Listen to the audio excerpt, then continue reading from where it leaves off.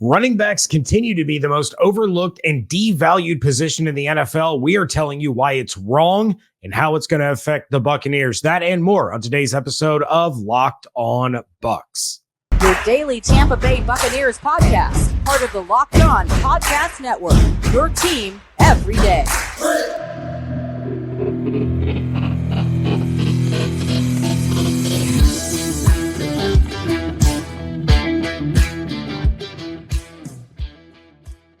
What's up, and welcome to a WTSP Wednesday episode of Locked On Bucs, your daily podcast covering the Tampa Bay Buccaneers, part of the Locked On Podcast Network, your team every day. Thank you so much for making Locked On Bucs your first listener view every single day. Don't forget you can subscribe or follow for free on YouTube or wherever you get your podcasts, and you can follow us on Twitter. I'm James Yarcho at JYarcho_Bucs. He is Evan Klosky at eKlosky. WTSP, both of us credentialed members of the media covering your Tampa Bay Buccaneers. Of course, you can find Evan on 10 Tampa Bay and at 10tampabay.com. You can find me over at SB Nation's BucsNation.com. And we are here with you every Monday through Friday, along with our everydayers who we always want to show our appreciation towards for their continued support of the show. So thank you for making Locked On Bucs your first listener view every day. ESPN is going through and ranking the top 10 players at all positions, and we have more on that in a little bit. But first, Evan, you and I were chatting via the mobile devices earlier on Tuesday, saying, hey, what do we want to talk about on this wonderful WTSP Wednesday episode of the show? And you brought up the running backs. Now, of course, Monday was the franchise tag deadline, and the biggest story was running backs. Saquon Barkley, Josh Jacobs, Tony Pollard not getting long-term deals, not getting the big money. And even Indianapolis Colts running back Jonathan Taylor came out and said, they want us, they draft us, but when it comes time to pay us, we're gone. I'm paraphrasing. I don't have his exact tweet in front of me. But Evan, what's going on with the running back position? Yeah, so first, let's say this, that there's a definite, legitimate gripe to what the players are saying and being ticked off. I think there's a little bit of hyperbolic messaging from the running backs in at least how they're selling themselves. But let's dissect this, all right? I think Jeff Darlington put it out there, and it's maybe the most damning piece of evidence, which highlights the problem. And that's that the franchise tag for running backs has actually gone down in monetary amount from 2015 to now. That's incredible. So in 8 years' time, you consider inflation and all these things that, you got to add money, more money. Every contract's going up and up and up. Running backs have gone down. So then people will say, look at the amount of guys who are making money, McCaffrey's salary, Henry's salary, Chubb's salary. Well, first and foremost, let me say this. You're talking about 1%ers, and it's very rare to actually get a second contract as a running back. But even so, a lot of these running backs are 1-year deals under the guise of whatever contract they're given. And if you're an everydayer, you don't look at contracts anymore. You look at fully guaranteed money upon signing. And the fact is, Christian McCaffrey only has $30 million or so in fully guaranteed money upon signing, which is the peak of their position, which is the most that any running back's getting right now. And if you go through the laundry list of the positions and how much they're making, I think I have the notes somewhere. If not, I will kind of paraphrase it. But you got to go through double digits of quarterbacks, wide receivers, offensive linemen, defensive linemen. 5 safeties make more than that guaranteed amount, and that's also a luxury position. So it's a little bit confusing to me how running backs are not valued, yet they're utilized extensively in offenses. So two things can be true here. Front offices would be dumb to overpay the running back position. It's also dumb to think that running backs should not be pissed that they're getting run into the ground, doing the bulk load of the work, and then being told to shove off. Dalvin Cook, all he's done the past 4 years is total at least 1,300 plus yards of offense. And what was the gift he got this year? He got cut. And you know what? He's still a free agent. Why is he a free agent? He won't take a pay cut. So let me get this straight. The guy is at the peak of his game. He's performing each and every year. And teams are saying, we don't want to pay you what you think you're worth. And it's not you, Dalvin Cook. It's the position of running back. And that's the problem here. Because if Austin Ekeler said tomorrow, you know what, I'm holding out this season, you think that the Chargers are going to be happy about that? You think they're going to say, you're replaceable, I don't give a crap? No, they're going to be a worse off offense. But they refuse to pay the position. So that's the struggle here. So we're going to run you into the ground, extract you for all you're worth. If you're good enough, you'll get tagged and you'll maybe make a 1 year decent salary, which is $10 million for guys like Pollard, Josh Jacobs, Saquon Barkley. But most guys are like Tony Pollard, who got a 4-year deal worth south of $4 million. He's going to have a monster payday this year. And if he suffers a catastrophic knee injury, that's it. You're done. Now, we can get into the minutia of hitting pension marks and all these things. So long term, if you make it to the tag, you are probably doing all right in the long term. But the fact of the matter is, if I told anyone out there, let me work you 80 hours a week, you're going to provide exceptional work for me as a company. And when you walk into my office and say, hey, I'd like a raise, I've given you 4 years of my time, I feel like I've done some pretty good work. And I go to you and I say, you know what? You're fired. And it's like, don't tell me that under those circumstances, you'd be okay with that. Because in your world, you have a marketplace where you can actually go to somebody else and seek more money and find a more desirable solution for yourself and parlay your situation currently versus other situations. In the NFL, you don't. You got no leverage. You want to go play in a CFL for much less money? You want to go play in a USFL for no money? I mean, it's like these guys have 0.0 leverage. And I'm wondering if the running backs all collectively get together and form some sort of sit-in, what's going to happen? What's going to happen? Are the teams going to find them? Are they really going to lean into that? What's it going to look like? What are the fans going to say, huh? What are the fans going to do when their running back is out? When the Bucs don't have Rachaad White? When the Niners don't have Christian McCaffrey? When Austin Ekeler's not there for the Chargers? When Josh Jacobs not there for the Raiders? All of a sudden, the position is going to look pretty darn desirable. Because if you look at RB2s in these teams, guys don't have them. Some do. A lot don't. And look no further than the Buccaneers roster of who would step in to a larger role in that scenario, considering the Buccaneers are a team that wants to run the ball a lot more, is in a system that's very conducive to running. And when Rachaad White is done with his contract, it's 4 years, $5 million total, and he wants to get paid, and let's all say that we hope that Rachaad White turns into the player we think, the Buccaneers are going to turn their back on him, maybe tag him, maybe not, and say, screw it, let's go draft somebody else. And that doesn't seem fair. So it's complicated. It's nuanced. Organizations are not doing anything wrong or criminal, like Christian McCaffrey said. There's nothing that organizations are doing that any person in a front office position, if you put any one of us there, wouldn't do. But that doesn't mean that it's right, and it doesn't mean that running backs should not be pissed. And the NFLPA, it's been said for a while, they need to fight for running backs, and running backs need to fight for themselves, and there needs to be some sort of solution here. I don't know what that is. For me personally, I think running backs should have an opt-out clause in their rookie deals where after year 2 or year 3, whatever, they're able to hit the open market. And I think then they'd be able to get some pay. They'd be able to get paid. Also, there might be incentives for teams to extend them and offer them contracts maybe after a really successful season to avoid that scenario. I think there's a way for teams to pay running backs again.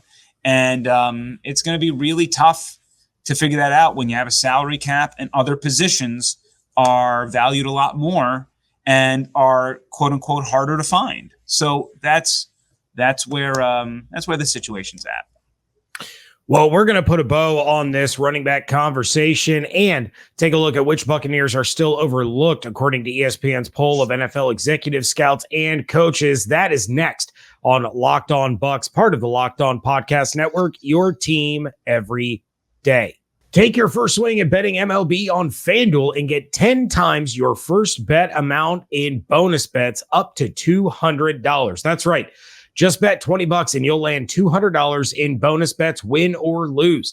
That's $200 you can spend betting everything from the money line to the over-under to who you think is going to hit the first home run, all on an app that's safe, secure, super easy to use. Plus, when you win, you can get paid instantly. There's no better place to bet on the MLB than FanDuel, America's #1 sports book. So sign up today. Visit FanDuel.com/LockedOn to get up to $200 in bonus bets. That's FanDuel.com/LockedOn. FanDuel, official partner of Major League Baseball. Thank you again for making Locked On Bucs your first listen or view every day. Every dayers, be sure that you're coming back tomorrow as Dave and I continue to ramp up towards training camp when rookies report next Monday. But Evan, let's finish out this running back conversation before we talk about how dumb NFL executives, scouts, and coaches are. And look, I realize this is a passing league. That's been the big thing. You know, it's not your 90s NFL anymore where Emmitt Smith and Thurman Thomas and Barry Sanders and those guys ran the league. It's a Patrick Mahomes, Joe Burrow, Justin Herbert, Jalen Hurts NFL now. But you see the running back position, as you said, you said it perfectly, that these guys are taking on the bulk of the load. You have teams that are relying on running backs like Austin Ekeler, who has more combined touchdowns over the last 2 years than any other player, because he also is a weapon in the passing game. Teams don't draft running backs in the first round anymore. And if they do, they get absolutely slaughtered on social media about it, or they get their draft grades ripped apart. 13 in the last 11 years, just to go to your point. And most of them are coming at pick, 30, 31, 32, like at the very tail end. It's like, yeah, sure, we'll get this fifth-year option on this running back because it's going to be cheap. And these guys aren't getting paid anymore. I don't know what the solution is. I don't know, what it's going to take for these players to get their value, because wide receiver money is getting stupid. Quarterback money is getting stupid. There's stupid money being thrown around on the defensive side of the ball, and nobody wants to give running backs money, because when you do, they like to bring up Chris Johnson from the Titans, who ran for 2,000 yards and then gets a big load of money and then falls off. Or they point to Ezekiel Elliott, who got his bag and then he started to fall off. Now he's a free agent and no one wants to pay these guys, but then they keep throwing bad money after bad money at wide receivers that don't deserve it. Cough, cough, Christian Kirk, because, it's a passing league. So at the end of the day, you take a look at the Buccaneers situation. You have Rachaad White, you have Chase Edmonds, you have Keyshawn Vaughn. I mean, should Bucs fans not get attached to Rachaad White because he's going to be out the door in 3 years? It's possible. It's very possible. I would argue the more successful he is, the more likely he's gone. And isn't that dumb? Isn't that ridiculous? Tristan Wirfs has become one of the best offensive linemen in the game. You know what? He's going to get a fat contract, right? It's like, we're going to keep him. If Kalijah Kancey is the thing that we think he is, he's going to get a fat contract. Vita Vea got paid. Carlton Davis got paid. Jamel Dean got paid. Antoine Winfield Jr. is going to get a good salary, right? Because they did well under their deals. They're coveted, and teams want to keep them. Then with running backs, if the better you do, the more likely you're going to not get paid. And that is why you're seeing a lot of running backs still on the open market some who are significantly better than the ones that are on NFL teams right now. And it's because guys like Zeke will not take a pay cut. And, it sucks that a guy like Joe Mixon and Aaron Jones, people who have been supremely productive in this league, are stuck with the decision of, do you want a job and take a pay cut? Or do you want us to get rid of you? And, part of me wants to be stubborn like some of the others in this league and say, I want to get paid, right? Like Dalvin Cook can be signed tomorrow, but he wants to get paid a good chunk of money. On the other hand, I'm not going to be the one that says, hey, turn down $8 million this year. That seems like a good way to live life. So that's it. Until something changes or, there's a mechanism around allowing running backs to hit certain bonuses during their peak, there's definitely they're used and abused. And that's the whole thing here is that if they were decreasing in value in their utilization, it'd be one thing. But 29 running backs had between 200 to 400 touches last year. All right. So I know it's a passing league, but it's not like the running back has gone extinct, right? Even the fullback is making an emergence right now. So we're actually bringing in another body back there. A slight emergence. I don't foresee another Mike Allstott, but that's just where things are, is that the position's devalued, but it's valued so much that we still give them 200 to 400 touches per game. And that's the problem. That's the whole respect level with that situation. So, they have a short shelf life. Rarely do you make it past like 28, and it's tough. I mean, if you're a parent, you have a kid, I don't know why you ever want them to be a running back. These kids, maybe if you told me that they're going to make more money in college than the NFL, I would actually agree with you. I think the running backs would make more money in college than in the NFL. And then to that point, then I understand why you want to raise them as a running back. But still. Yeah, it's getting out of hand. And running back has always been my favorite position in football. Pay them what they deserve. We need like a running back wage scale the way we have a rookie wage scale at this point in time. But let's shift gears here, Evan, and let's talk about how NFL executives, coaches, scouts are the equivalent of the guys over at EA that do the Madden ratings, because ESPN has compiled a list based on surveys that they sent out to those folks within the NFL to rate the top 10 players at each position group. And we're going to start off with some obvious, but also some bad news.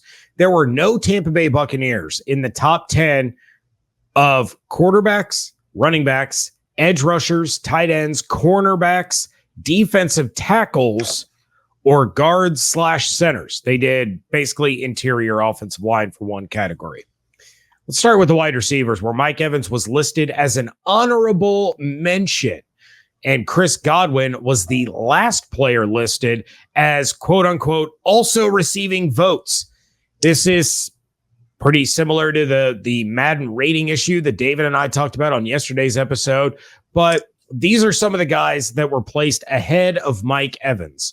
And Evan, I'd like your thoughts, but Terry McLaurin, DK Metcalf, CeeDee Lamb, Deebo Samuel, all listed ahead of Mike Evans. And there's not a single one of those that I think deserves to be ahead of Evans and what he not only has accomplished, but continues to accomplish every year. If you thought we had to argue for Rondé Barber to be in the Hall of Fame, I already know the struggles we're going to have with Mike Evans. I already know it. I mean,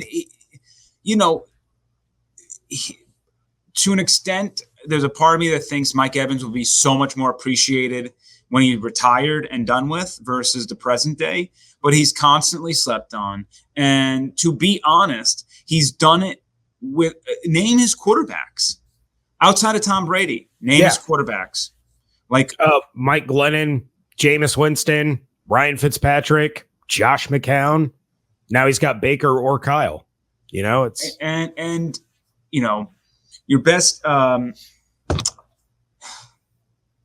when you're as available as he is, which, by the way, is probably the number one thing. At least when I spoke with Rondé, I know it's his number one thing, but when everybody talks about his resume, the number one thing that they talk about with Rondé, he never missed a game. Now, Mike Evans has missed a game here or there, but that matters in this league because people miss games, and you're no good to me unless you're on the field. So, I would bet a good nickel that Mike Evans is going to have some sort of hamstring issue in training camp because that seems to be consistent. Having said that, he goes out there, he guts through stuff, and he reaches 1K. And he's done it. I think you've argued this point before, as well as David. He's done it despite a 17-game schedule. He's done it in 16 games, I believe, every time, right? So, is it a little bit wonky that he had the extra game to fulfill the 16? We can debate that another time.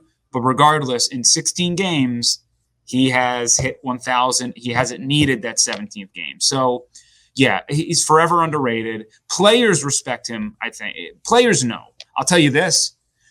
Defensive coordinators respect Mike Evans. Go talk to them. They know. Yeah. They know his worth. So, to those who know, you know.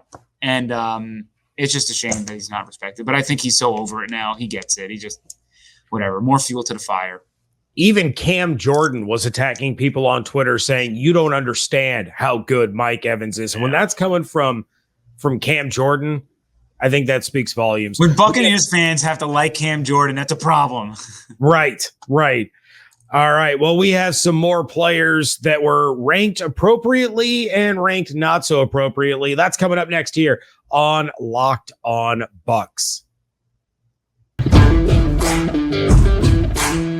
Wrapping things up here on the WTSP Wednesday edition of the Locked On Bucs podcast. And this is a guy that I feel was ranked appropriately, but also might have come in a little bit too low. Look, I was really happy to see Antoine Winfield Jr. in the top 10 of safeties, but he did come in 10th. Still top 10, but it's the bottom of the top 10. But he was behind players like CJ Gardner-Johnson, Kevin Byard, and Talanoa Hufanga out of San Francisco. He's good. I love Hufanga. He's good.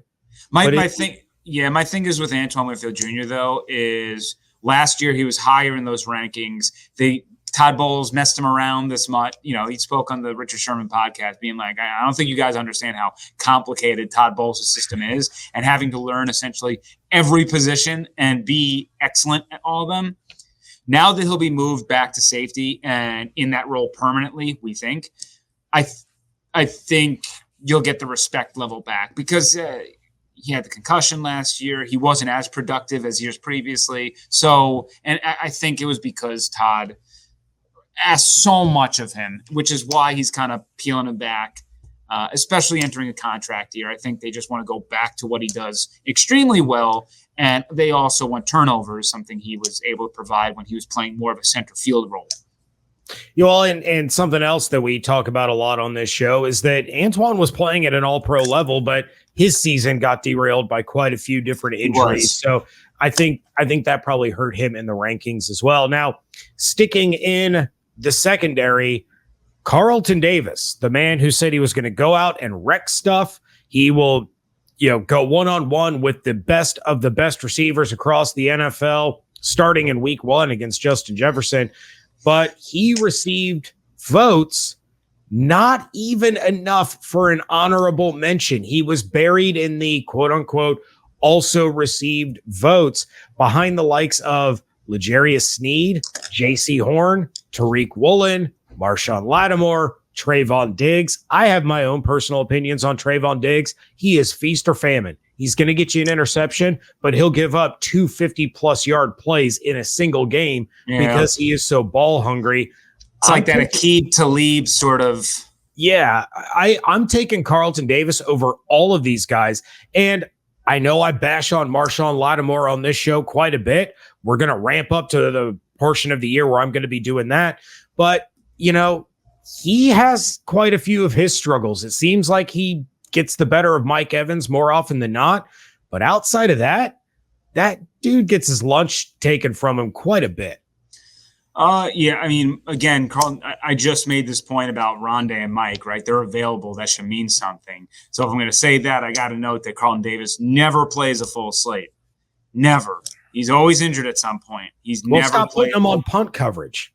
Yeah, there was that one time. It was 2 seasons ago he got hurt. But regardless, when he plays a full slate of games, he'll be able to showcase himself more, maybe provide more stats, thus get him some more love.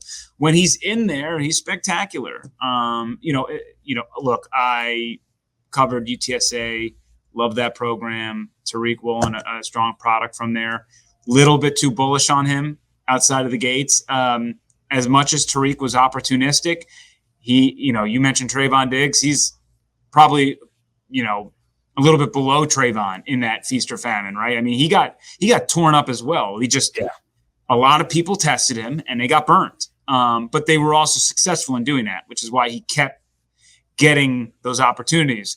Trayvon Diggs early in his career was the same thing, right? The offense understands the feast or famine and the risk reward, which means there's reward and then there are the turnover. It's not that they're bad players. It's just there are the ability to they sell out sometimes for the pick, which creates the opportunity for a big play. And as an offense, you're always looking for that big gainer. So I think Carlton definitely deserves more respect, but I get it solely based on his injury history.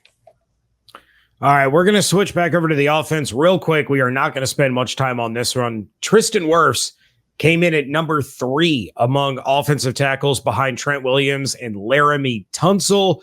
I think we're all good with that, right? That's fine. I think right. 2 or 3, whatever you can make it subjective. Off-ball linebackers, Devin White comes in at number 5 behind Fred Warner, Roquan Smith, Tremaine Edmonds, and Matt Milano, while Lavonte David was an honorable mention behind guys like Demario Davis, Shaquille Leonard, Nick Bolton, CJ Mosley, and Dre Greenlaw. Demario Davis is another guy who slept on, by the way. I mean, him and Lavonte, I don't know. They seem to be doing it for a long time, and they seem to be doing a pretty damn good job. So, my biggest thing, I'm fine with where Devin White is, because when he's playing at his best, he's up there with Fred Warner, every bit as high as Fred Warner. When he's not at his best, he's real bad. He's Quan Alexander when he's not at his best. It just seems like this list a lot of times is like an intangibles list, right? Right.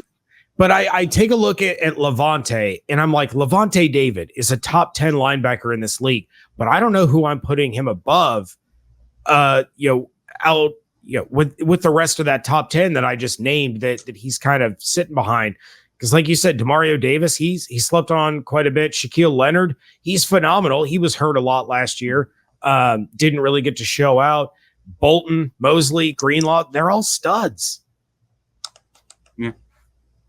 So, all right, finally, probably the most egregious of all of these, even more so than Mike Evans being behind Terry McLaurin, which I still cannot for the life of me understand. Vita Vea finishes outside the top 10 as an honorable mention behind Aaron Donald, Chris Jones, Jeffrey Simmons, Quinnen Williams, Javon Hargraves, Dexter Lawrence, DeForest Buckner, Deron Payne, Cam Hayward, and Jonathan Allen. Unacceptable. My counter, just to play the other side of it, the counter would be Vita Vea is, and this really doesn't actually pertain to last year, a guy who got 5.5 sacks, but he is sort of a one-trick pony, right? Big dude, eat a lot of blockers, really good in the run game, can't play all 3 downs. So I think when you look at a lot of those other guys, you're 3 down defensive linemen who can put pressure on the quarterback. And Vea really is a dude who's a run stuffer, an elite one. But that I'm just presenting the other side of the argument. I don't accept your side of the argument, and it's egregious that Vita Vea is not in the top 10. I stand by it, and I will not be budged, much like Vita Vea. All right. Any other reactions or thoughts on this list before we get out of here, Evan? One last thought was I was surprised that Ryan Jensen was not mentioned. Like, did we really? I understand there's a little bit of like, what is he now? Is he okay? But assuming he's, come on now, right? Like, he was among those also receiving votes. Yeah, I don't know. Until I get to see him and I'm like, oh boy, yeah, he's toast. I still give him the benefit of the doubt of being in that top 10 list. Like, for me, that guy's a difference maker. So that was someone who I thought was maybe a little bit snubbed. I can't wait till next year when Cade Otton is in the top 10 of the tight ends. With that, it's going to happen. Write it down. July 18th, 2023. Our everydayers know I am a Cade Otton guy. But with that, we are going to bid you all a fair adieu. David and I will be back tomorrow. In the meantime, if you have questions, thoughts, reactions, topic ideas, anything at all, you can leave those in the YouTube comments or email us at lockedonbuckspodcast@gmail.com. Thank you again for making Locked On Bucs your first listen or view every single day. Make sure you are following everything that Evan is doing on 10 Tampa Bay and at 10tampabay.com. Check out my work over at bucksnation.com. Follow everything on Twitter at Locked On Bucs, at JRCO_Bucs, at eKlosky WTSP. Hope you all have an absolutely outstanding day. Stay safe, stay healthy, fire the cannons. We thank you so much for joining us right here on Locked On Bucs, part of the Locked On Podcast Network, your team every day.